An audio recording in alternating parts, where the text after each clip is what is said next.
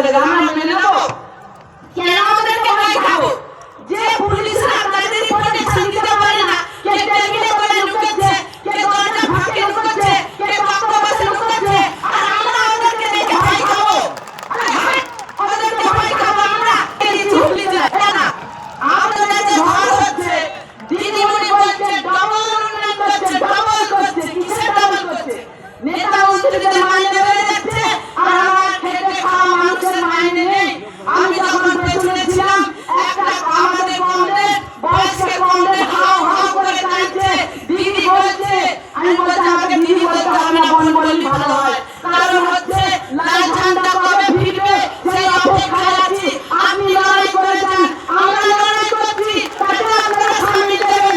শুধু বক্তৃতা দিয়ে শুনে চলে গেলে হবে না। আরে ভিডিও বলছে, ওখানে এসেছে, আরে আপনারা লক্ষ্মী ভান্ডার পাচ্ছেন না? আমি বলছি হ্যাঁ স্যার, আমরা লক্ষ্মী ভান্ডার পাচ্ছি।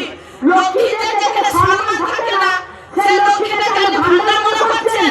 লক্ষ্মীদের সম্মান আছে, যে লক্ষ্মীদের ধর্ষিতা হয়ে যাচ্ছে। আজকে বলে কি ঘটনা ঘটলো? ৬০ বছর থেকে ৬ বছর মেয়েদের আমাদের সম্মান উজ্জ্বল চলে যাচ্ছে, আর আপনাদের টাকা ধরিয়ে দেওয়া হচ্ছে। টাকা ধরিয়ে দিচ্ছে, ৩০ থেকে ৪০,০০০ টাকা ধরিয়ে দিচ্ছে। ওনারা বলছে খেলা হবে, খেলা হবে।